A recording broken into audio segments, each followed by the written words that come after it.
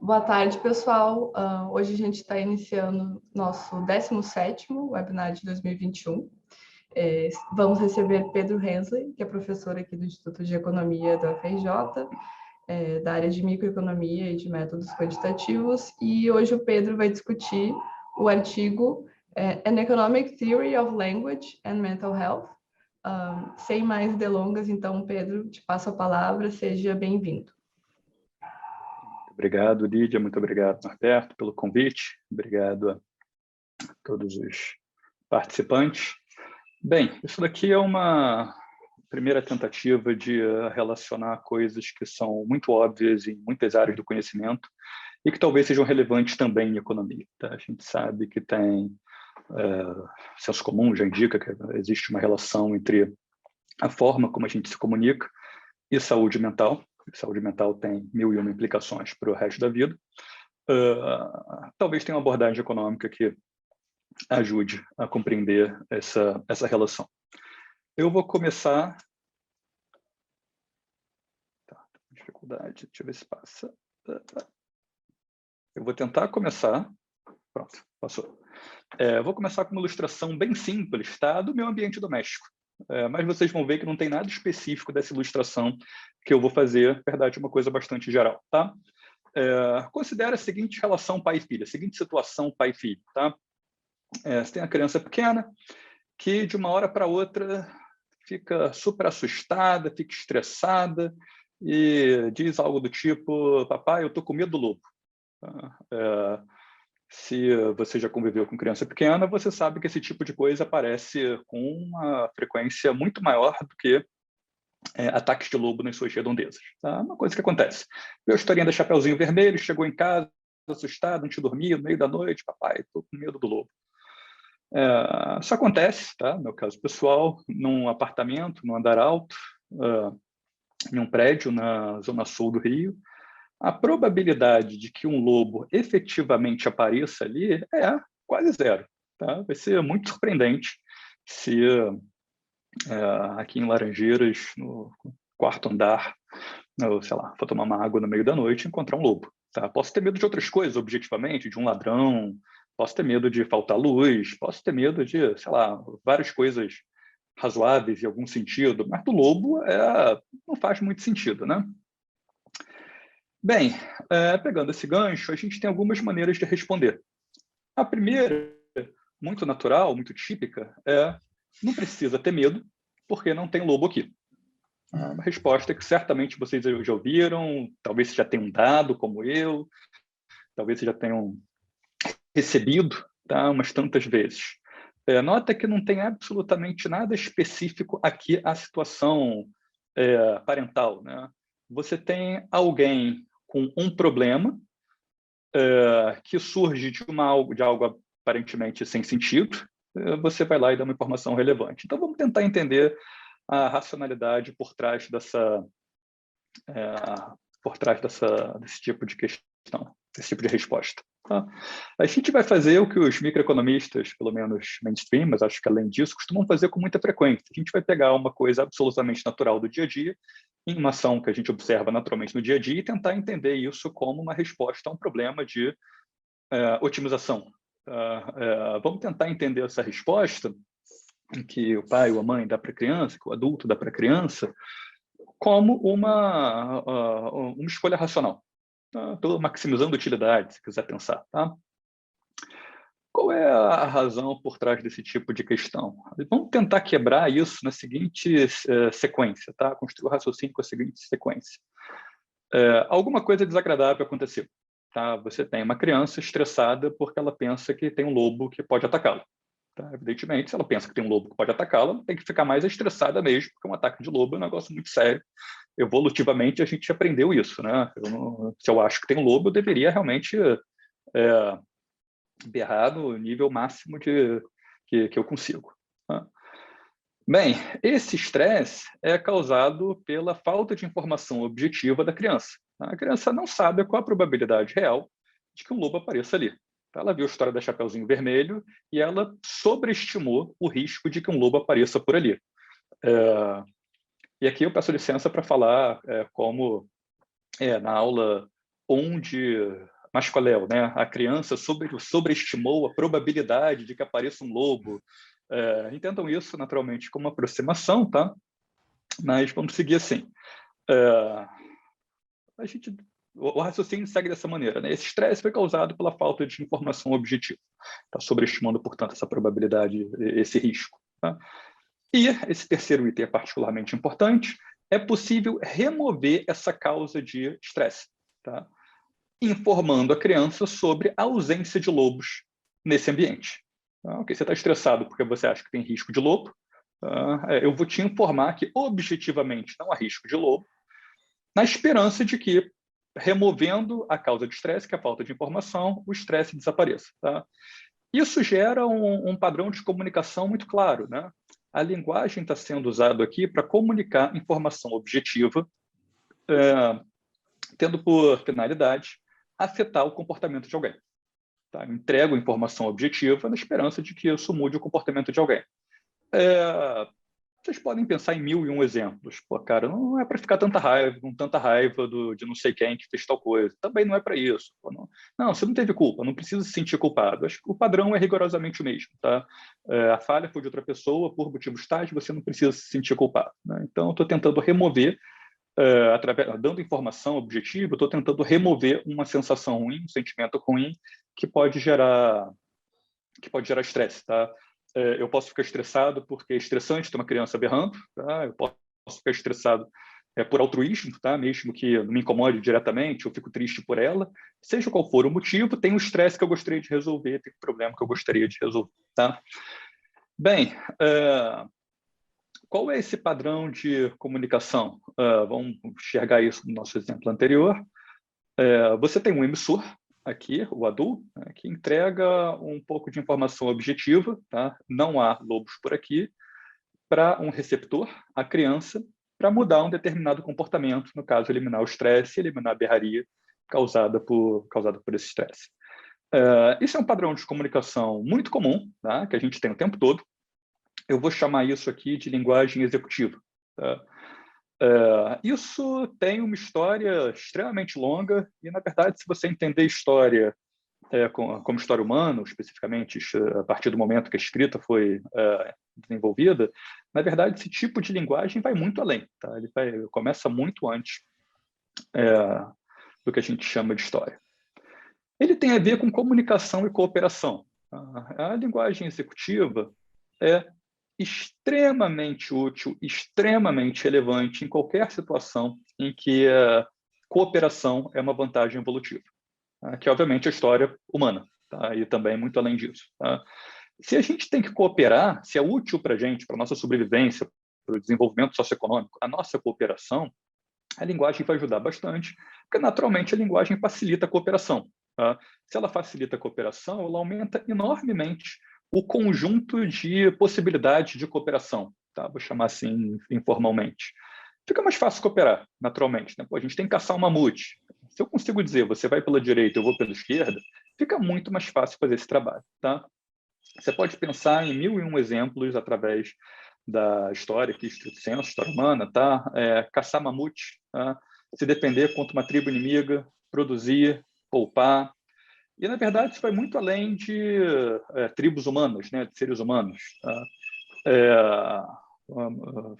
Eu adoro as historinhas que o Sapiens, o livro, né? O Sapiens conta. Macaco tem diferentes tipos de grito, né? Para avisar outros macacos sobre a proximidade de águias e para a disponibilidade de alimento. Tá? Então, você quer ajudar os seus amigos macacos, você grita para dizer que tem uma águia se aproximando, você grita para dizer que tem comida. Tá?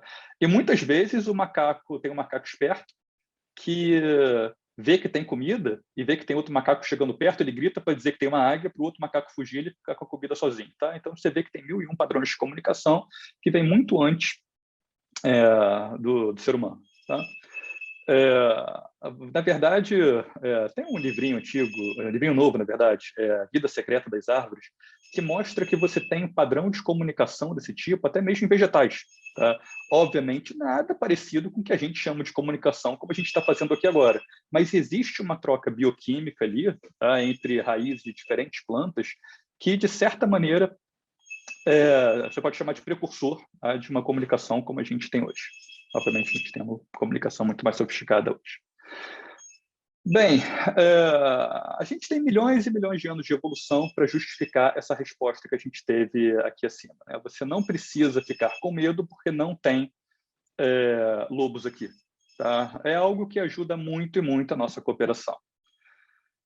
Ao mesmo tempo, você tem 1001 psicólogos, tá? Virtualmente todos os psicólogos, tá? Chuto eu, dizendo que se deveria fazer uma coisa diferente. Tá? Você tem 1001 livros de psicologia dizendo que você deveria usar, pelo menos parte do tempo, respostas sem nenhuma transmissão de informação objetiva e que não tem por objetivo mudar o comportamento de seja lá quem for. Pelo menos não mudar o comportamento da pessoa no curto prazo. Tá? Eu não vou dar uma informação objetiva para que minha filha ou meu filho pare de gritar agora. A longo prazo eu posso ter algum objetivo, mas não o objetivo de curto prazo. Se você entrar na seção infantil de qualquer livraria, coisa que não dá para fazer 1 ano e meio, né? Mas quando você puder novamente entrar na seção infantil de uma livraria, você vai encontrar diversos livros falando alguma coisa do tipo o que você está sentindo? Conta para a gente o que você está sentindo. Aqui tem um particularmente famoso, tem um Monstros na Barriga, para a criança aprender a dar nome para os seus sentimentos como se fossem seres, né, animais que estão ali. Isso é bem óbvio, bem conhecido, bem comum, e é inteiramente diferente do que a gente viu antes. Tá? Que tipo de resposta, então, funcionaria nesse caso que eu acabei de descrever? Ao invés de dizer, não precisa ficar com medo porque não tem lobo, eu vou perguntar, como é que é esse lobo? O que esse lobo faz? Por que você acha que esse lobo faz isso? De onde é que veio esse lobo? Qualquer reunião com a psicóloga da escola é isso que ela fala para a gente. Né? Quando a criança está estressada com esse tipo de coisa, tenta esse caminho. Tá? E, obviamente, não funciona sempre, tá? Mas funciona melhor. Tá? E a médio e longo prazo, de acordo com os psicólogos, é um benefício bastante grande. Você nota que aqui não tem nenhuma transmissão de informação objetiva. Tá? E, mais uma vez, isso aqui é muito geral. Tá? Não tem nada específico do exemplo, nada específico à criança. Tá? A questão é que, ao invés de informação, deixou de haver transmissão de informação objetiva. Tá? Só isso. O objetivo aqui é diferente, não é uma transmissão de informação objetiva, é desenvolvimento emocional, definido aqui num sentido bastante amplo, até porque os psicólogos vivem brigando pela definição do que é desenvolvimento emocional. Cada um que você pergunta dá uma resposta diferente. Então, vou deixar aqui isso mal definido, tá? Vou deixar isso aqui no sentido amplo. Qual é a racionalidade que tem aqui? A racionalidade por trás desse tipo de raciocínio. Não faz sentido você tentar afetar um estado emocional. Tá? Faz sentido você tentar afetar ações. Tá? Se alguma criança aqui em casa está chateada, pega uma faca e quer cortar o rabo do gato, faz todo sentido eu segurá-la e tirar a faca da mão dela. Tá? Mas essa mesma resposta, essa mesma ação que faz sentido para impedir uma outra ação, para afetar uma outra ação, não faz sentido para afetar um estado emocional. E mais do que isso, ela é custosa em termos de comprometimento do desenvolvimento emocional. Tá? Deixa eu fechar aqui para diminuir a chance de vocês ouvirem gritos das crianças que estão tentando ilustrar isso aqui atrás de mim. Tá? Bem, então eu vou usar esse outro tipo de linguagem. Tá? É bem estabelecido entre os psicólogos que desenvolvimento emocional é uma coisa importante, e mais do que isso, é também bem estabelecido que um fator muito importante para obter esse desenvolvimento emocional é permitir a livre expressão de sentimentos e pensamentos. Tá? Deixa a pessoa falar qualquer coisa, mesmo que seja meio maluco, deixa a pessoa falar, estou com medo do lobo, deixa ela falar que está com medo do lobo, mesmo que não tenha nenhum lobo. Tá? Expressão livre aqui é entendida no seguinte sentido: não há nenhuma ação para intervir nessa expressão. Tá? E, particularmente importante, eu não vou fazer nada para mudar essa expressão, a expressão desse sentimento ou pensamento, mesmo que ele não faça qualquer sentido. Tá? Se eu digo que estou com medo do lobo, tudo bem, deixa eu falar que eu estou com medo do lobo, mesmo que eu não tenha nenhum lobo. Tá? Eu vou chamar essa linguagem de subjetiva, ou vou chamar essa linguagem de desenvolvimento emocional. Vocês estão conseguindo ver aqui atrás? Não? Eu espero que esteja filtrando, mas realmente está uma tentativa forte de ilustrar. Não, estou filtrando. Não dá para ver quase nada. Que bom. Um pouquinho. O interfone antes que estava tocando mais, mas as crianças não estão atrapalhando. Tá. Ok, obrigado. Está uma tentativa de invasão aqui no escritório agora. Só falar que tem um lobo que resolve. Mas vai lá, bola para frente. Bem, então eu vou chamar isso de linguagem subjetiva, linguagem para desenvolvimento emocional, tá? Você tem 1001 referências, tá? Eu vou numa super antiga, um texto do Freud, tá? 1893, isso aqui. Tem uma frase que eu acho super interessante, tá?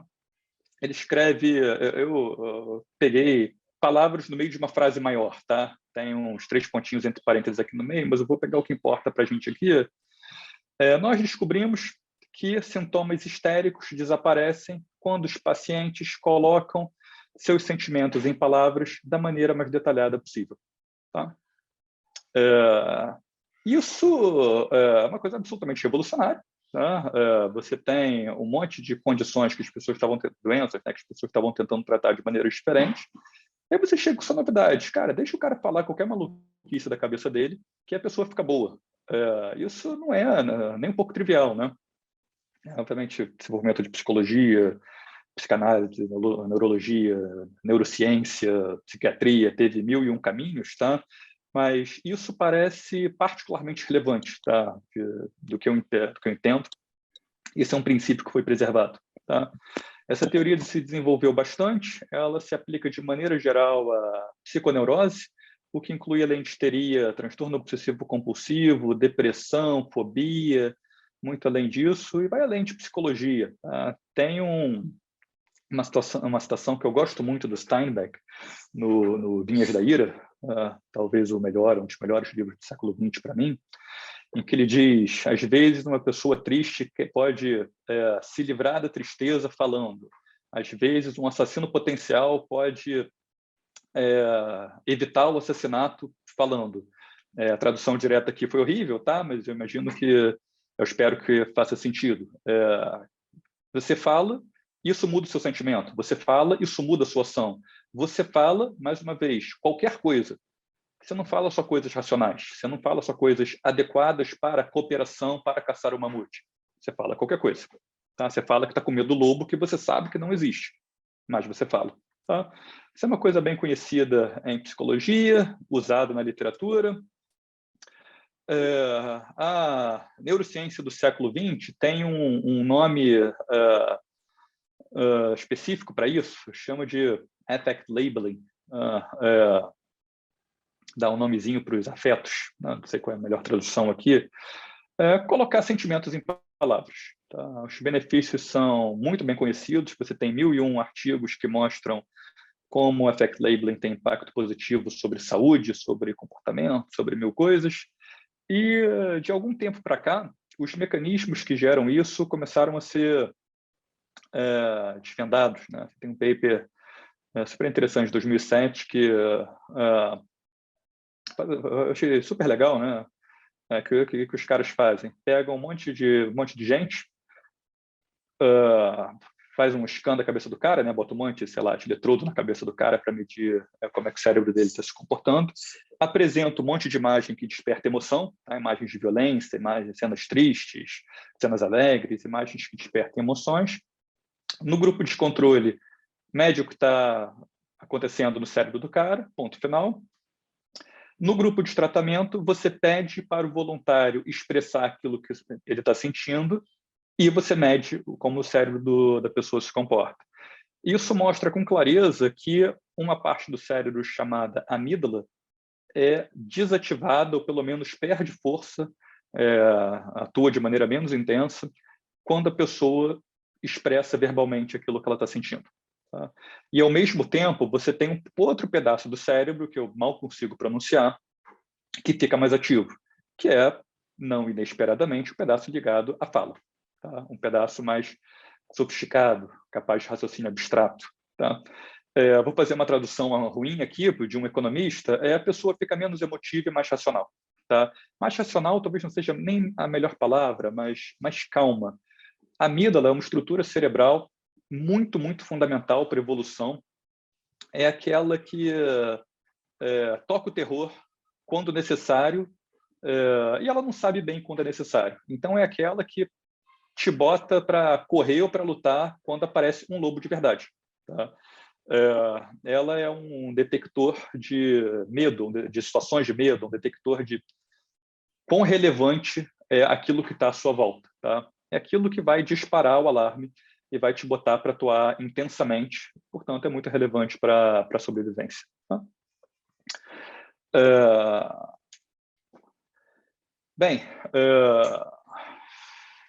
por que isso tudo é importante? Tá? Bem, aqui é mais um resumo, na verdade, do que eu estava falando. Uma linguagem limitada compromete o desenvolvimento emocional e pode levar a diversos problemas mentais. Isso tem um impacto direto sobre bem-estar. Tá? Isso tem um impacto indireto sobre produtividade. De acordo com a Organização Mundial de Saúde, depressão e ansiedade têm um impacto econômico significativo, um custo estimado para a economia global de $1 trilhão por ano em perda de produtividade. Assim, você pode se perguntar um pouco como é que eles fazem, quão confiável é essa estimativa daqui, tá? Mas estou colocando mais como uma referência. É uma coisa relevante, tá? Ainda que essa estimativa da Organização Mundial de Saúde seja melhor ou não, a gente tem um bocado de informação indicando que esse tipo de problema é relevante. Tá? Esse mesmo relatório diz que depressão é a principal causa de doença e disability, né? Quando a pessoa não consegue atuar no mundo. Teve a campanha Let's Talk, que era relacionada exatamente a isso. Tá? Isso no Brasil, isso foi uma campanha que talvez vocês tenham visto no Setembro Amarelo, alguns anos atrás, né? Uma campanha de prevenção de suicídio, dizendo, cara, vamos conversar. E não tinha nada além disso, né? Era só conversar, fala qualquer coisa. Não vou tentar te ensinar que você não deveria se suicidar, não é isso, tá? Que a sua vida é boa, vou tentar te convencer disso. Só vou deixar você falar. Eu vou tentar vender um peixe aqui já para o próximo seminário, né? Próximo seminário aqui no PPGE. Isso tem, obviamente, diversas implicações para o comportamento humano. Em um outro paper, uma coautora, a gente fez um experimento super simples e a gente tem evidência, nesse momento ainda preliminar, né, de que affect labeling, de que permitir expressão verbal de uma maneira extremamente simples leva as pessoas sistematicamente a reportar estarem mais calmas, o que está de acordo com essa ideia de que o pedaço do cérebro ficou mais calmo. Tá? Elas passam a apoiar menos a pena de morte após ler uma notícia sobre um crime bárbaro. Tá? A gente fez esse experimento mostrando o assassinato daquela criança por espancamento no começo do ano. Tá? Não consigo pensar em nada mais bárbaro do que isso, tá? Nada mais violento, nada que desperte uma emoção mais raivosa. Tá? Se tem alguma coisa que vai me defender, vai me fazer, cara, jogar o cara do alto de um penhasco, é isso. E sistematicamente, no nosso experimento, as pessoas que se expressaram reportaram um apoio menor à pena de morte. Quem não se expressou depois reportou um apoio maior à pena de morte. E mais do que isso, as pessoas que se expressaram verbalmente pareceram usar a informação objetiva, científica sobre o Covid de maneira da maneira esperada. Tá? Informação especificamente sobre vacina, tá? Vacina e sobre máscara. E além disso, a gente encontra menos polarização em relação a essas questões. Isso vai no sentido oposto a uma literatura bastante grande. Tá? Por exemplo, um paper de alguns economistas de 2017, alguns coautores, a Matthew Jackson entre eles, eles mostram também no experimento super legal que informação objetiva leva a mais polarização. Tá? Como é que é o experimento deles? Fazem uma série de perguntas sobre a pena de morte, sobre aquecimento global, sobre um monte de coisa. Aí depois apresentam informação comum para todas as pessoas, tá? Informação não viesada, nem pró, nem contra a pena de morte, ou entendimento da ação humana sobre aquecimento global. Da informação neutra, alguns abstracts de paper que falam uma coisa, outros que falam outra. E o que você esperaria depois disso? Depois eles perguntam a opinião da pessoa novamente sobre essa questão. O que você esperaria depois? Bem, das duas, uma. Ou a pessoa descarta a informação e continua na mesma posição que ela tinha antes, ou a pessoa leva em consideração essa informação. Como essa informação é comum a todo mundo, a única diferença do conjunto informacional da pessoa antes e depois é comum a todos os participantes. Então, você deveria ver convergência, né?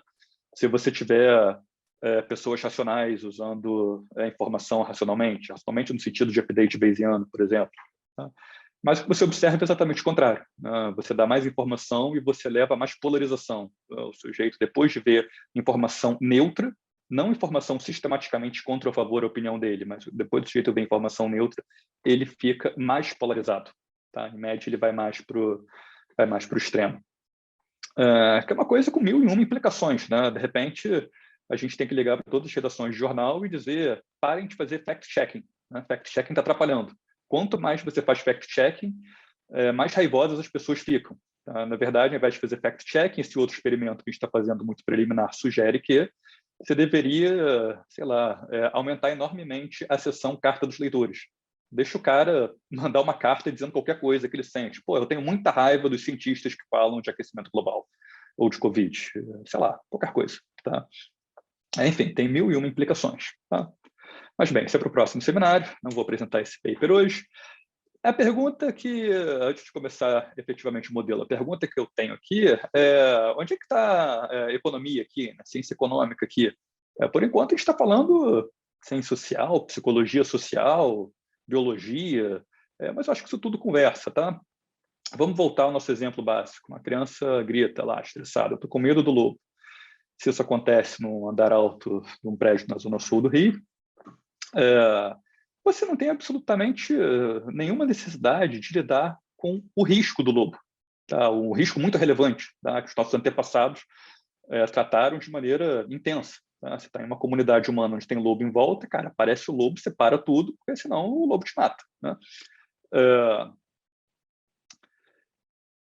Em uma comunidade em que não tem risco de lobo, eu posso ter uma resposta. Em outra comunidade, quando existe o risco real de lobo, tá? O grito da criança pode atrapalhar tudo, tá? Em particular, pode comprometer a alocação de recursos. O grito da criança dizendo que tem lobo quando não tem lobo, num lugar onde tem o risco real de lobo, me faz chutar o balde, largar tudo, largar a lavoura, largar tudo que eu estou fazendo para defender a comunidade contra o lobo, tá? Que é uma ameaça muito grave. Se o lobo não existe, eu rasguei dinheiro. Tá? Eu comprometi recursos, tá? Eu comprometi a produtividade na lavoura para me proteger contra uma ameaça inexistente. Além disso, o tempo que você dedica a ouvir alguém é custoso, né? Qualquer psicanalista cobrando R$500 a sessão sabe bem disso. Tá? O tempo para você ouvir alguém é custoso. Então, em algumas condições, pode ser ótimo, do ponto de vista econômico, simplesmente mandar calar a boca. Tá? Cara, para de falar isso, tem lobo nenhum, fica quieto, acabou a história. Tá? Então, você tem um trade-off aqui. Por um lado, tem os psicólogos dizendo, cara, vamos ouvir as pessoas, mesmo que elas falem coisas irracionais. Por outro lado, faz todo sentido para a produtividade você não ouvir as pessoas, porque é custoso ouvi-las e porque isso pode te dar um sinal ruim sobre riscos reais, o que afeta a sua decisão para alocação de recursos. Então, tem um trade-off, claro, e onde você vê um trade-off, tá? Logo atrás você vê um economista tentando entender o que está acontecendo. E é essa a ideia do modelo. Eu quero te dar o seguinte trade-off. Você tem benefícios e custos de parar para ouvir uma pessoa. Quais são os benefícios de ouvir? A curto prazo, você tem um aumento de bem-estar e de produtividade. Tá? Porque é um sentido muito específico. A amígdala cerebral fica menos intensa, atua de maneira menos intensa, a pessoa fica mais calma, ela fica mais produtiva. É muito difícil você produzir bem, você se concentrar no paper que você está fazendo, na prova que você tem semana que vem, se você acha que tem um lobo perto de você. Tá? No longo prazo, você mantém os benefícios de curto prazo e, além disso, esse aumento de produtividade gera menos riscos. Tá? Se você tem desenvolvimento econômico, você consegue proteger a sua comunidade melhor do ataque de lobo. Tá? Se você tem menos ataque de lobo, você tem mais tempo, você não precisa se proteger tanto do lobo, você tem mais tempo para ouvir as pessoas. Tá? Então, você tem um círculo virtuoso, potencial, pelo menos. O problema aqui é que você também tem um custo de ouvir, ou um benefício de não ouvir. No curto prazo, o benefício de não ouvir é simplesmente mais recursos. Tá? Você tem mais recursos que não ficam alocados para riscos inexistentes. Mais recursos que você pode alocar para riscos existentes, ou então para, não coloquei aqui, tá? Ou então para agricultura, para qualquer outra coisa. Tá? Então, você tem um trade-off claro aqui. Tá? Ouvir é bom por um lado, é ruim por outro. Tá? Bem, não vou ficar muito na literatura, você tem uma literatura enorme aqui sobre comunicação e coordenação, você tem um lado que se relaciona muito com a literatura de evolução e economia, você tem uma literatura super interessante que fala de evolução de moral, moral pode ser no sentido específico, kantiano. Você pode usar o mesmo tipo de arcabouço para estudar desenvolvimento da linguagem. Tá? Você tem um texto, Language Economics, que fala de muita coisa, mas não fala desse assunto que eu estou tratando aqui. Você tem um monte de coisa. Você tem um paper, se eu não me engano, no Games Economic Behavior sobre desenvolvimento de gramática. Você tem um texto já antigo, mas depois disso veio muita coisa sobre saúde, como a economia afeta a saúde mental, tá? Ou de maneira geral, como é que com a ciência econômica a gente pode estudar a saúde mental. Você tem uma literatura enorme, mas até onde eu sei, nessa literatura está faltando esse trade-off que a gente acabou de ver. Até que é um trade-off econômico, antes de qualquer coisa. Tá? Você pode, sei lá, eu posso ir no bar tomar um chopp, eu tenho o benefício do chopp, eu tenho o custo da conta que eu vou pagar no bar. É um trade-off como qualquer outro. Tá? Esse trade-off ainda não está na literatura. Então, esse paper é um primeiríssimo modelo, tá? Ainda bem preliminar, para tentar estudar esse trade-off. Vou fazer uma versão ultra simplificada de um jogo emissor-receptor aqui. Emissor é a criança gritando S, receptor sou eu ouvindo, decidindo se vou ouvir ou não, e como eu vou reagir a isso, R. Tá? Então, é S de emissor, a criança, no meu exemplo inicial, R o receptor, o adulto, nesse modelo daqui. É um modelo repetido, mas, na verdade, eu estou tratando ele de maneira... vai ser uma repetição bem simples, como vocês vão ver. Tem dois estados da natureza possíveis. Tá? Você tem duas possibilidades. Ou chove ou faz sol. Você tem dois estados da natureza, S1, S2, cada um com probabilidade P, outro com probabilidade 1 menos P. O estado S1 significa simplesmente que existe uma ameaça. Tá? Tem um lobo mesmo. Tá? E com probabilidade 1 menos P, não tem ameaça. O lobo não está lá. Tá? A gente vai dizer que no estado S1, o emissor identifica corretamente a ameaça. Então, se aparece um lobo, a criança grita lobo. Tá? Não tem nenhum risco de aparecer um lobo real e a criança achar que é um bichinho de pelúcia. Tá? O erro que eu vou considerar aqui é no sentido contrário. Tá? Não tem lobo e ela acha que tem. Tá? No estado S2, em que não tem lobo, o emissor, a criança, pode errar ou acertar. Tem uma determinada probabilidade de que a criança acerte o estado e uma probabilidade 1 menos Q de que ela erre o estado e, portanto, ela vai temer, vai gritar que tem lobo quando não tem lobo. Tá? Então, você tem a probabilidade 1 menos Q disso acontecer exposto e tem probabilidade 1 menos Q vezes 1 menos Q ex-ante disso acontecer. A probabilidade 1 menos Q da gente estar no estado S2 em que não tem lobo. E, nesse caso, tem a probabilidade 1 menos Q de que a criança vai errar essa avaliação. Não tem lobo, mas ela acha que tem. Ok? Bem, qual é o setup? O emissor, a criança, escolhe se ela vai reportar ou não o risco para o receptor. Tá? Se ela reportar, o receptor, o adulto, escolhe se vai ouvir ou não, tá? Com algum custo. Tem que parar para fazer isso. Tá?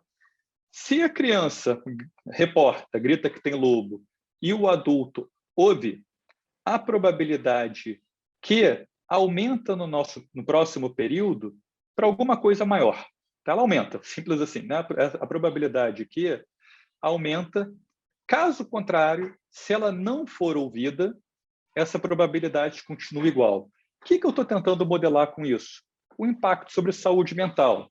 Voltando um pouquinho, que é a probabilidade de que a criança avalia corretamente, que o emissor avalia corretamente o estado da natureza. Tá? Uma pessoa mais saudável mentalmente tem mais chance de acertar isso. E aqui é uma hipótese importante, tá? A gente pode discutir, saúde mental não é só isso, certamente, mas é a minha forma de capturar isso de uma maneira simplificada. Tá? Se eu sou, deixa eu dar um exemplo óbvio aqui, tá? Se eu tenho aracnofobia, eu acho que tem aranha em todos os lugares, quer tenha, quer não. De repente tem uma aranha pequenininha que eu acho que é uma aranha venenosa, quer seja venenosa, quer não. Então, a fobia, a falta de saúde mental, me faz errar a avaliação de riscos reais, a avaliação de risco. Tá? Se eu fico menos fóbico, mais saudável, como é que eu represento isso nesse modelo? Aumenta a probabilidade de eu acertar a avaliação de risco. Ok? Então, essa variação na probabilidade de acertar a avaliação de risco é interpretado aqui como melhoria de saúde mental. Ok? Bem, se o receptor, o adulto, receber o reporte da criança e ouvir, ele vai fazer um update bem simples aqui para a probabilidade que ele associa àquela ameaça. Tá? Então, aqui é um update bayesiano simples. Tá? Se eu recebi o reporte, eu sei que esse reporte pode estar certo ou pode estar errado. Tá? Eu vou atualizar a probabilidade de que a ameaça exista a partir do reporte. Eu vou usar essa informação. Eu sei que ela tem alguma chance de estar certa. Ela pode estar certa, ela pode estar errada. Tá? Sei que tem alguma chance de estar certa, eu vou usar essa informação. Olha alguns casos polares. Q igual a 1. O que significa Q igual a 1? Significa que o emissor, a criança, acerta sempre. Tá? Ela nunca erra a avaliação. Então, se ela diz que tem lobo, é porque tem lobo mesmo. Nesse caso, necessariamente, o update bayesiano vai me dizer que se a criança reportou risco, eu associo 100% de chance ao risco existir. Claro, porque eu sei que a informação é fiel, ela não erra. Se Q igual a 0, a criança, o emissor erra completamente, eu não uso essa informação, eu descarto essa informação.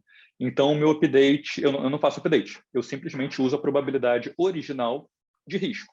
Cara, tem alguém gritando lobo? Cara, eu sei que tem, sei lá, 10% de chance de lobo. Eu não vou mudar essa probabilidade de 10% para tomar minhas decisões, tá? Porque tem alguém gritando. Porque a pessoa erra sempre. Tá? Entre Q igual a 0 e Q igual a 1, o receptor, perdão, se beneficia de ouvir. Então, ele, de fato, faz uma atualização. Ele não fica na praia, na distribuição de probabilidade original dele. Ele faz uma atualização. Tá? Isso está implícito aqui nessa hipótese de update bayesiano. Bem, depois disso, de ouvir ou não ouvir, de fazer o update ou não, o receptor vai escolher uma ação. Tá? A1 ou A2. O que é isso? A1 é ação adequada para o estado S1, A2 é ação adequada para o estado S2. Simplificando, A1 é se defender do lobo, A2 é continuar na lavoura e não fazer nada em relação ao lobo. Tá? E ele pode errar ou acertar nessa decisão. Tá? Se tem lobo, S1, eu deveria me defender do lobo. A1, eu deveria alocar recursos para me defender do lobo, ainda que eu perca recursos na lavoura, porque é muito importante me defender do lobo. Me defender daquela ameaça imediata é mais importante do que o custo que eu tenho perdendo um pouquinho do trabalho na lavoura. A2 é a ação adequada no estado S2. S2 é ausência de risco, não tem lobo. A ação certa na ausência de lobo é continuar na lavoura. É continuar fazendo o resto que eu quero fazer. Tá? Se eu não tiver um reporte do emissor, eu vou simplesmente manter a minha probabilidade ex ante P para risco de lobo, tá? Para risco real. Bem, se o receptor ouve e existe uma ameaça real, tá? Ele pode escolher a ação 1. Nesse caso, a ameaça é eliminada. E a gente vai dizer que a probabilidade de risco aumenta um pouquinho no próximo período. O que eu estou representando aqui? Você foi atacado, você precisou parar para se defender. Tá? Pode pensar numa guerra, por exemplo, tá? Uma tribo rival tentou te invadir. Você foi atacado, então você teve um custo econômico. Tá? A economia destruída no pós-guerra. Se a economia está destruída, no próximo período vai ser mais difícil você avaliar risco real, tá? Porque você vai estar desesperado na lavoura, você não tem muito tempo para pensar em quais são os riscos relevantes no ambiente em que você está. Tá? Enfim, sofrer 2 ataques de lobo em sequência é muito ruim, né? Receber um é ruim, receber o segundo, cara, você está quebrado. Você está com uma economia pior, e economia é interpretado aqui como uma economia mais desenvolvida, representada aqui como risco real menor. Tá? Então, economia desenvolvida é sinônimo de menos chance de ser atacado por um lobo. Tá? Conseguir construir uma proteção, sei lá, um muro em volta da cidadela aqui. Então, você tem, se teve ataque e eu me defendi do ataque, eu redirecionei recursos, tirei da lavoura, foi para soldados, e, portanto, eu tenho economia um pouco menos desenvolvida no próximo período.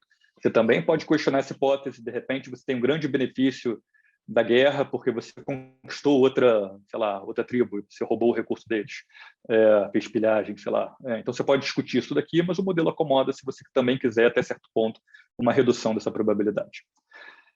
Se você está no estado S1, mas você decidiu não se defender, você sofre bastante. Tá? Você achou que não tinha lobo, ficou na lavoura, o lobo atacou, morreu gente.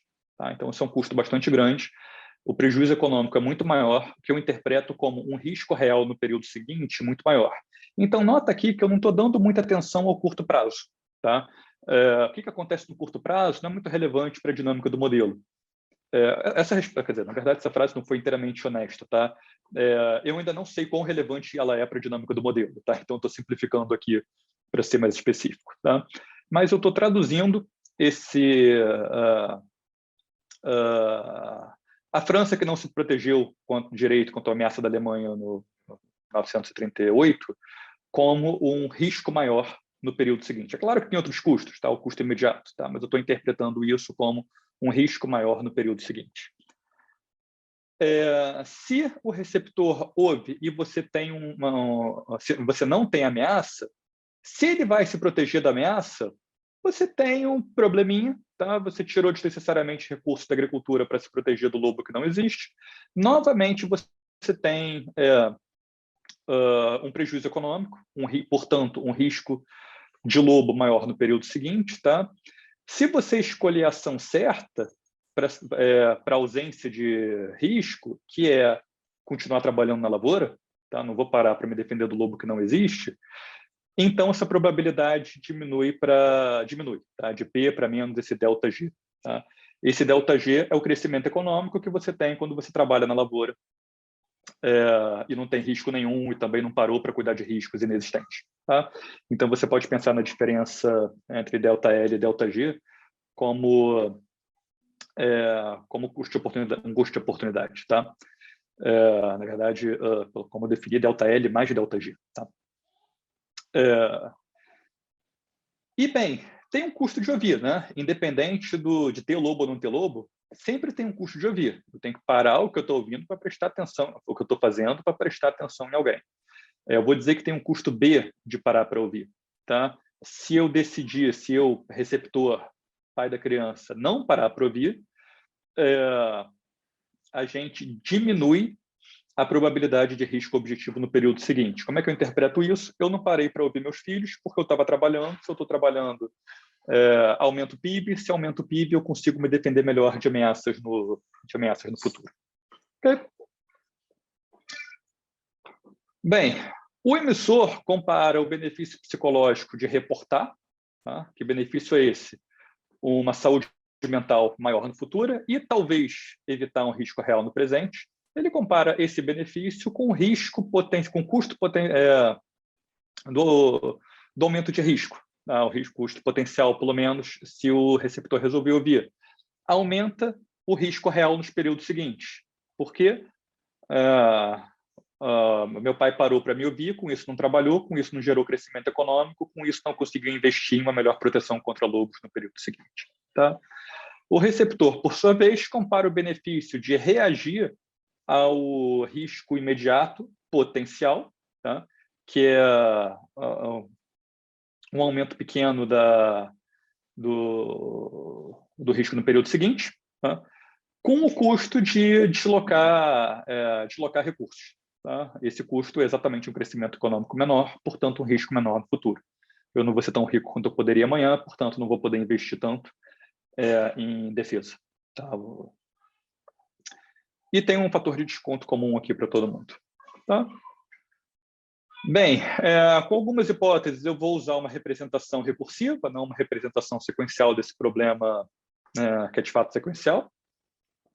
Eu vou dizer que cada agente, o agente S, que é o emissor, ou o agente R, que é o receptor, tem uma função valor, tá? Que eu vou chamar de V de I para o agente I, que representa o benefício que ele tem nesse problema.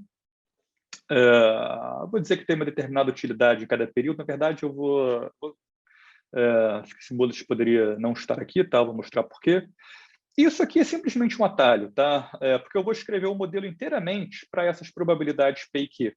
Eu quero saber como elas evoluem ao longo do tempo. Por quê? P, vamos relembrar, P é o risco real interpretado como desenvolvimento econômico. Então, uma diminuição de P ao longo do tempo é crescimento econômico ao longo do tempo, desenvolvimento socioeconômico ao longo do tempo, que vem de mãos dadas com diminuição de risco real. Maior desenvolvimento econômico gera menor risco real. E Q é a nossa variável de saúde mental. Então, a evolução de Q ao longo do tempo diz qual como é que está a cabeça das pessoas, tá? Como é que isso evolui ao longo do tempo. Tá? Bem, não vou entrar, nem tenho muito tempo, não vou entrar muito nos detalhes, tá? Mas só tentar indicar como é que eu monto isso. Vamos olhar para a função valor, né, para o valor dessa interação para o receptor, caso ele escolha a 1, ou seja, caso ele escolha uma ação adequada para a presença de ameaça. Ou seja, eu vou lá me defender do lobo, quer tenha lobo, quer não. Tá? Eu vou dizer, esse X que tem aqui, esse X que tem aqui é o que menos me importa, tá? Na verdade, a anotação ficou trocada. É um benefício de curto prazo que, por enquanto, eu não estou modelando. Tá? É uma utilidade de curto prazo. Tem que estar aí, não posso simplesmente tirar, mas eu ainda estou deixando muita coisa escondida aqui por enquanto. Eu quero olhar mais para o longo prazo. Tá? O que acontece nesse caso? Tá? No período seguinte, portanto, o fator de desconto delta, eu vou ter uma economia menor, tá? Ou seja, um risco objetivo maior, porque ao invés de investir em desenvolvimento econômico, eu investir em proteger de uma ameaça. Porém, esse é o custo, esse aumento daqui é um custo. Tá? Só que eu tenho um benefício de saúde mental maior, portanto, os reportes dos próximos períodos serão melhores. Tá? Então, eu tenho um custo hoje, mas as pessoas ficam menos, por exemplo, menos fóbicas. Portanto, quando elas gritarem lobo no período seguinte, é uma informação mais precisa. Então, eu ganho precisão. Eu perco ao decidir ouvir, eu posso perder pelo lado de menos investimento econômico, mas eu ganho pelo lado de sinal mais preciso no futuro, além do impacto sobre bem-estar, que não está aparecendo explicitamente aqui. Tá? Eu estou modelando, estou escondendo esse X aqui. Tá? Eu estou mais interessado nessa dinâmica, supondo que o X esteja razoavelmente limitado. Tá? E qual é a função valor do receptor se ele escolher continuar na lavoura, não ir se defender contra o lobo? Bem, aí podem acontecer duas coisas, né? De repente tem lobo, de repente não tem. Se não tem lobo, ele fica... Perdão, se tem lobo primeiro, probabilidade Petil tem lobo, no período seguinte, ele vai sofrer uma crise econômica muito grande, porque ele foi atacado.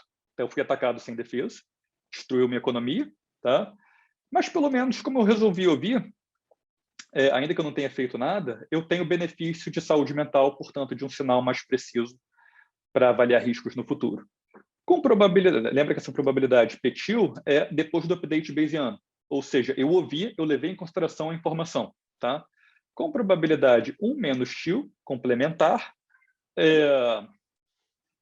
no período seguinte, como eu não, lembrando, A2 significa que eu não atuei, eu fiquei na lavoura, com probabilidade 1 menos petil, eu não fui atacado, melhor cenário, eu tive um grande crescimento econômico e, além disso, como eu ouvi, eu tive o benefício de saúde mental.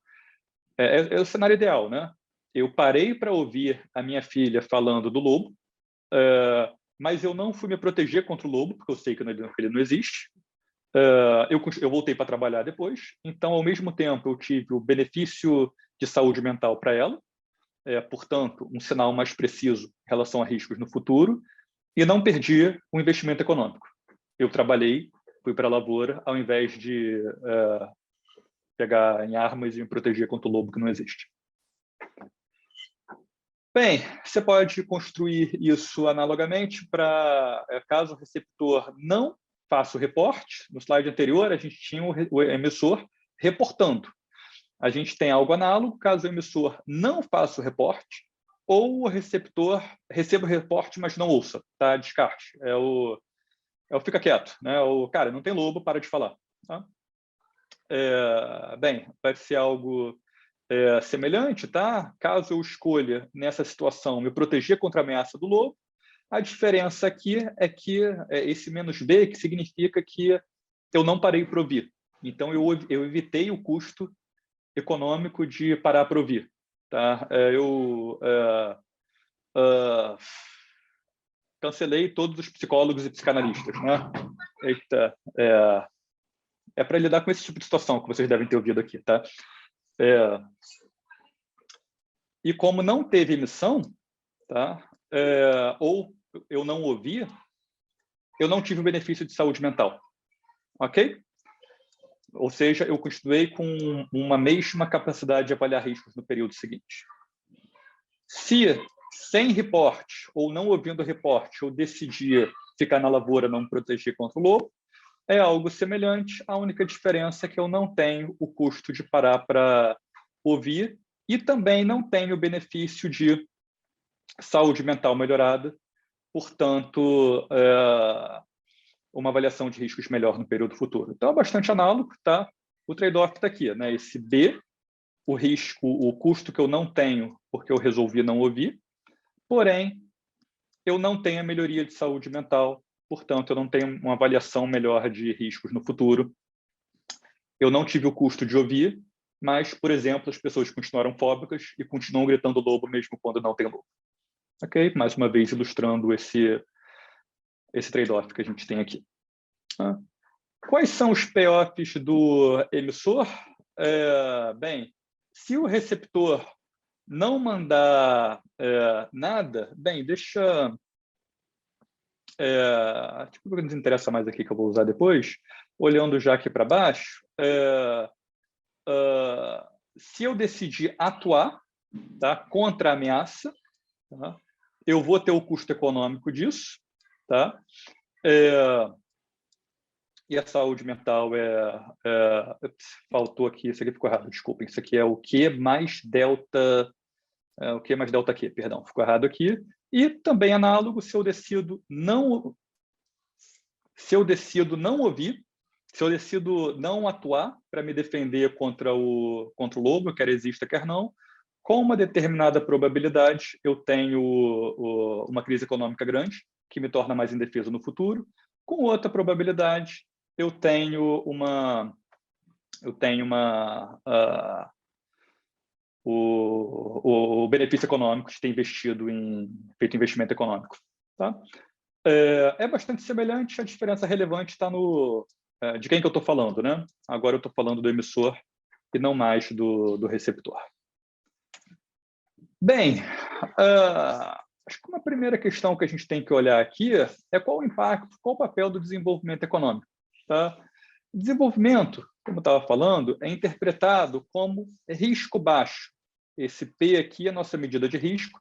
Uma sociedade rica tem menos riscos relevantes. Mais uma vez, você pode questionar essa hipótese, tá? Mas aqui eu estou falando algo bem simples, tá? Os Estados Unidos têm o maior PIB, portanto, ele tem o maior investimento militar, o Pentágono é muito grande para se defender contra ameaças. Naturalmente, não é só o tamanho da economia que afeta o risco real que você sofre, tá? Não adianta nada você ter, vamos pensar no pré-2001, você tem uma sociedade extremamente rica, com um investimento militar extremamente alto, todos os seus agentes econômicos, todos os seus agentes secretos da CIA falam russo fluentemente, nenhum fala árabe. Você tem 1000 problemas com países árabes, péssimo aqui, né? Muçulmanos, na verdade, lato sensu. Você, sei lá, ou você bombardeou um país muçulmano, ou você é preconceituoso contra muçulmanos, ou os muçulmanos não gostam de você por qualquer motivo. E aí o seu grande investimento em CIA falando russo não vai adiantar nada. O problema é que você, sei lá, teve algum problema com muçulmanos e eles te atacaram. Tá? Ou porque você é preconceituoso contra eles, ou porque eles não gostam de você, ou por qualquer outro motivo. De maneira geral, é óbvio que a ameaça real é determinada por muito mais do que o tamanho da economia. Tá? Você pode ter um país mais rico, que ainda sofre muita ameaça, ou ter um país mais pobre que não sofre tanta ameaça assim. O Brasil é historicamente um bom exemplo, né, de um país que é razoavelmente bem sucedido em proteção contra ameaças externas, né? Mas obviamente tem as ameaças internas. Enfim, essa discussão aqui é ampla. Estou simplificando. É isso que eu quero dizer aqui, estou simplificando. Eu estou dizendo que a economia mais rica é uma sociedade com menos riscos. Tá? E saúde mental é interpretada como que alto, tá? Tem uma probabilidade baixa de cometer erros na avaliação do estado de natureza, porque eu não sou fóbico, por exemplo. Tá? Bem, a gente tem um resultado preliminar aqui, tá? Eu acho que os resultados aqui vão ser bastante intuitivos, espero pelo menos a maioria deles. Se Q for suficientemente próximo a 1 e B for suficientemente baixo, o receptor vai escolher ouvir. Ou seja, se a saúde mental das pessoas for suficientemente boa, o que significa que o sinal que elas entregam é suficientemente bom, e o custo B de ouvir é suficientemente baixo, as pessoas vão ouvir, né? O que é muito natural. Cara, a informação que você me dá é muito precisa. O custo de receber e processar essa informação é muito baixo. Tá? Minha decisão ótima é parar para te ouvir. Tá? Isso aqui não tem nenhuma novidade em relação a 1001 papers da literatura falando sobre padrões de comunicação. Né? Você tem uma literatura enorme falando de comunicação sem nada de psicologia, de neurociência. Você tem um custo de organizar a informação. Né? Se esse custo for baixo e a informação for valiosa, você recebe essa informação. Tá? É a mesma coisa que a gente tem aqui. Eu só estou tendo aqui uma versão de um resultado que aparece em 1001 modelos. A partir daí, nesse modelo específico, a gente consegue construir uns thresholds, que eu vou chamar de P estrela e Q estrela, para dizer o seguinte: se o risco real for muito alto, ou seja, esse risco for acima desse threshold, estamos falando de uma sociedade pobre, e se Q for menor do que Q estrela, saúde mental ruim, portanto, muita fobia, por exemplo, muita imprecisão no conteúdo informacional de alguém gritando lobo, nesses dois casos, o receptor vai escolher não ouvir. Tá? Eu sou pobre, tenho que trabalhar, não tem jeito. A minha filha gritar que tem lobo não significa absolutamente nada, eu não vou parar para ouvir. Tá? Só isso que essa proposição está dizendo, a gente consegue. Na verdade, faltou especificar que a gente consegue esses cortes, esses thresholds aqui, no intervalo aberto 0 e 1. Tá? Eles não são 0, não são 1. Tá? Então, de fato, consigo escrever uma região acima e uma região abaixo em termos de desenvolvimento econômico, uma região acima e uma região abaixo em termos de saúde mental. Tá? Que situação é essa? É uma situação em que apenas a linguagem executiva é permitida, tá? Que é o terror dos psicólogos. Né? Os psicólogos vão dizer, cara, não pode, não deveria ser assim. Tá? Você não deveria ter só a linguagem executiva. Todo mundo sabe que a linguagem executiva é importante, mas não apenas ela. Você não deveria ter uma solução de campo. Né? O que a gente tem aqui é uma solução de campo. Você usa apenas a linguagem executiva. Tá? Bem, você tem um corolário disso. Tá? Deixa eu ver a correção. Você tem um corolário disso. Se você tem, de fato, P maior do que P estrela, ou seja, se você está na sociedade pobre com saúde mental baixa, você só consegue sair disso se você tiver uma sequência suficientemente longa de bons estados da natureza, ou seja, ausência de ataque, para que o receptor, o adulto, comece a ouvir. Tá? Não vou ouvir, vou tomar minha decisão. Tá? Talvez eu me proteja de lobo por muito tempo, talvez eu fique na lavoura por muito tempo. O fato é, a gente só vai sair dessa situação depois de um período muito grande sem ataque de lobo. Tá? Porque se eu tenho um período muito grande sem ataque de lobo, a parte dos períodos que eu consigo investir na lavoura me gera um crescimento econômico, tá? Que podem fazer virar essa desigualdade aqui. Ou seja, deixei de ser pobre.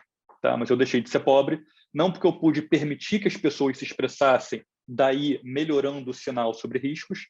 Eu deixei de ser pobre porque eu não tive ataque nenhum. Se uma parte das vezes eu consegui investir na lavoura, tá? Eu fiquei rico e agora sim eu consigo dedicar algum tempo a ouvir as pessoas. Tá? Se você tiver um crescimento econômico lento, interpretado aqui como uma variação pequena da probabilidade do risco em caso de investimento na lavoura sem ataque de lobo, e se você tiver um custo alto de ouvir, com esse custo B alto, então isso vai levar muito tempo para acontecer. Tá? Então, se você tiver pouco crescimento econômico e tiver dificuldade para ouvir, você vai ficar preso nessa situação por bastante tempo. Pode até sair dela assintoticamente. Tá? Assintoticamente não foi a palavra correta aqui. Em tempo finito, em algum momento, você sai dessa situação. Tá? Mas pode levar muito tempo.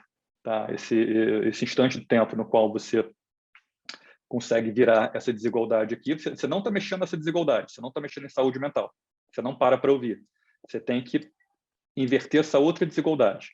Isso pode levar muito tempo para acontecer. Você vai ter que juntar muitos recursos e você vai ter dificuldade para gerar esses recursos, especialmente porque você tem um sinal impreciso sobre riscos. Tá? Bem, se um outro...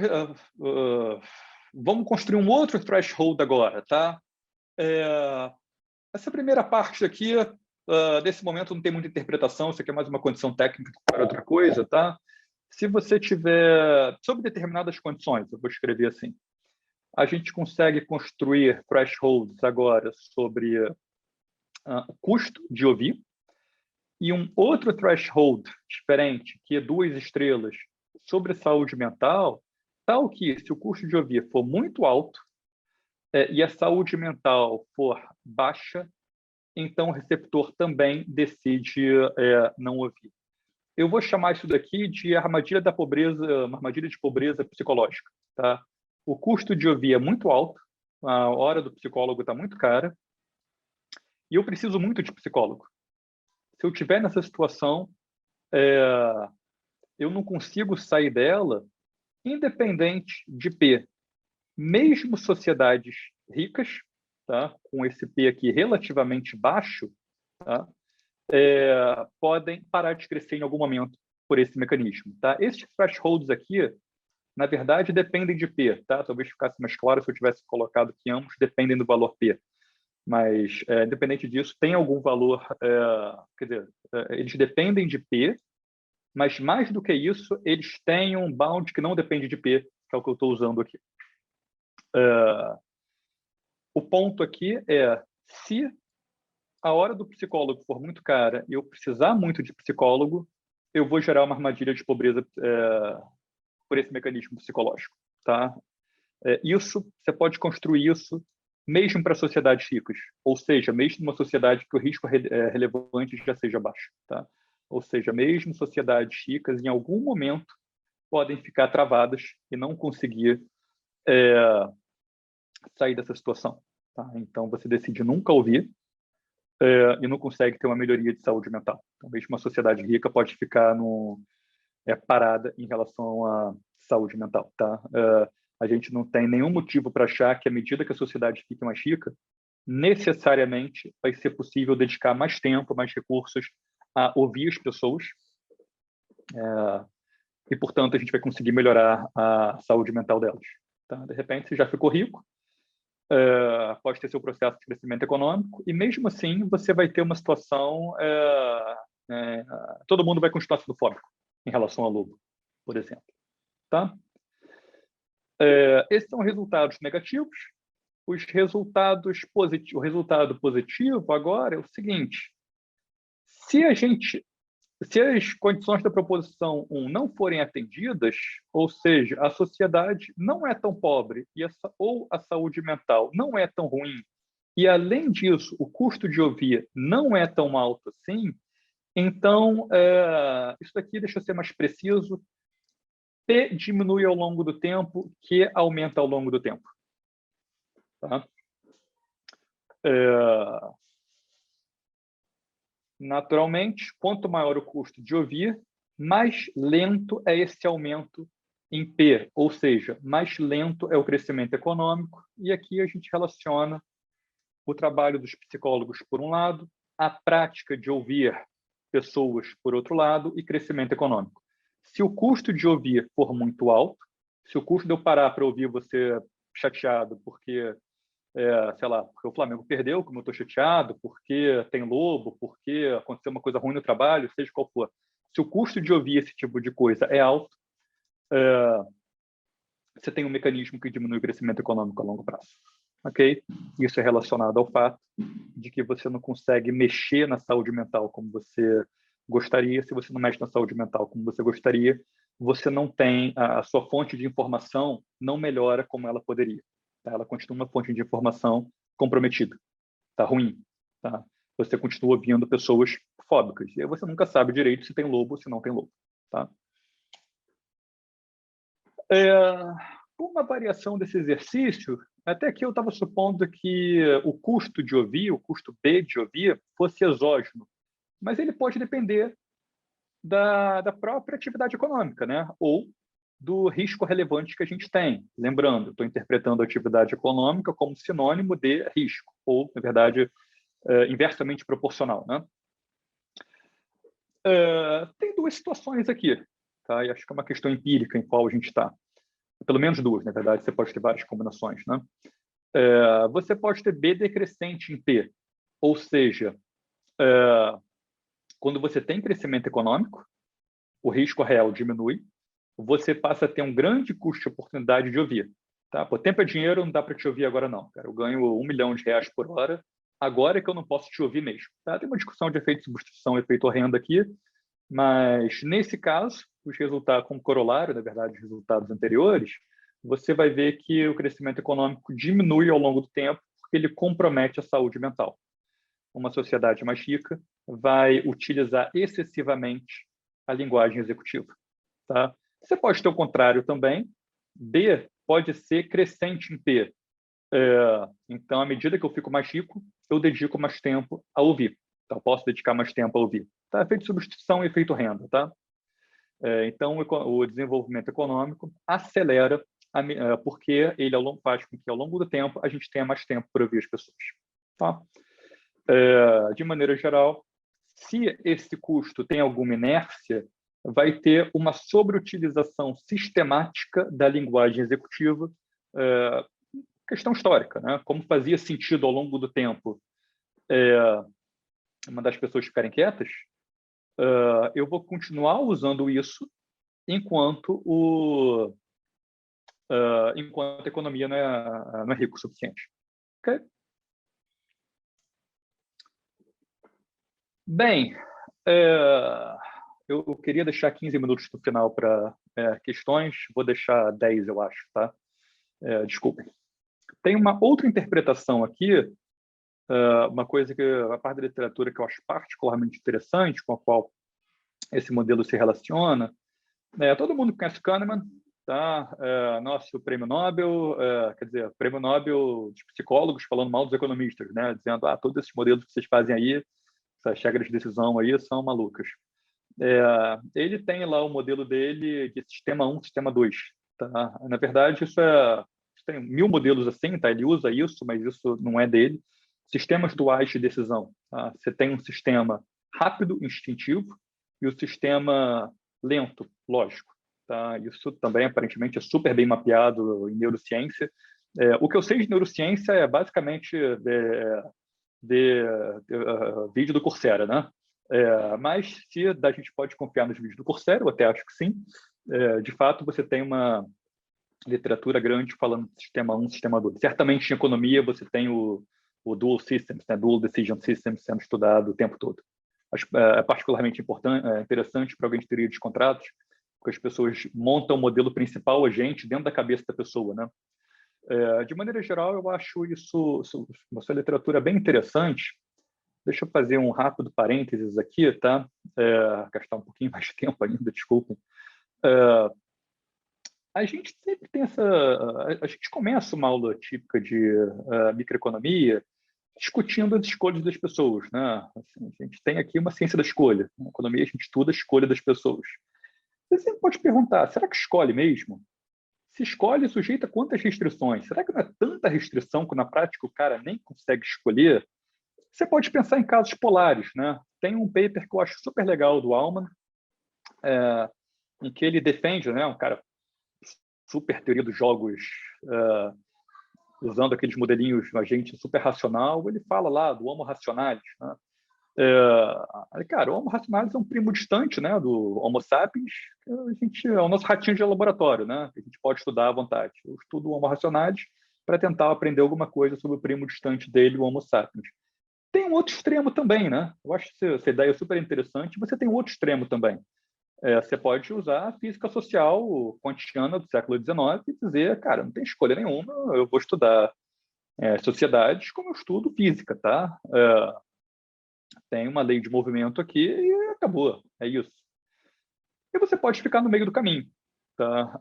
Estava vendo um texto de uns biólogos há algumas semanas, alguns meses, achei extremamente interessante. Eles falam, cara, o que eles chamam de agency, né, que é a capacidade de tomar decisões, na verdade é um contínuo, né? Não é que você escolha perfeitamente tudo e também não é que você não escolha nada. Está no contínuo. Você pode...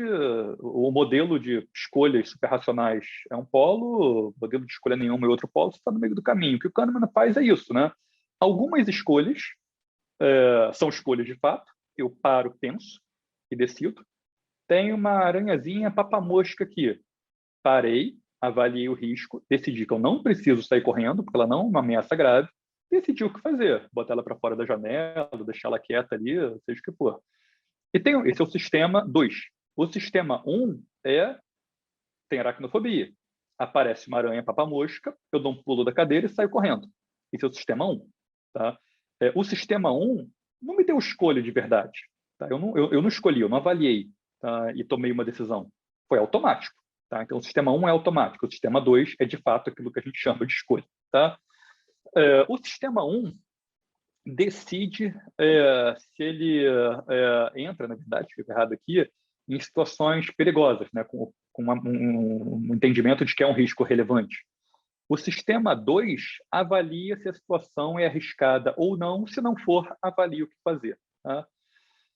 No Kahneman, pelo menos no Kahneman que eu conheço, e na literatura de Dual Decision Systems que eu conheço, essa divisão é exógena. Tem sistema 1, tem sistema 2. Tá? Se eu tenho aracnofobia, mas eu não tenho, sei lá como é que fala, mosquitofobia, quando aparece um mosquito, eu paro, penso e decido. Se eu tenho, quando aparece uma aranha, eu saio correndo. Ponto final. Mas por que eu saio correndo da aranha e não do mosquito? De onde é que veio isso? Tá? E esse modelo serve para endogenizar isso. Tá? Serve para endogenizar sistemas 1 e sistemas 2. Tá? Pensa especificamente em fobia. Não é nada limitado à fobia, mas só um exemplo fácil de ilustrar. A fobia é uma resposta evolucionária ótima em ambiente de alto risco. Tá? Não tenho tempo para uma avaliação cuidadosa. Será que essa aranha em particular é perigosa ou não? Cara, tem tanta aranha perigosa que qualquer uma que apareça eu vou sair correndo. Tá? O sistema 1 comanda.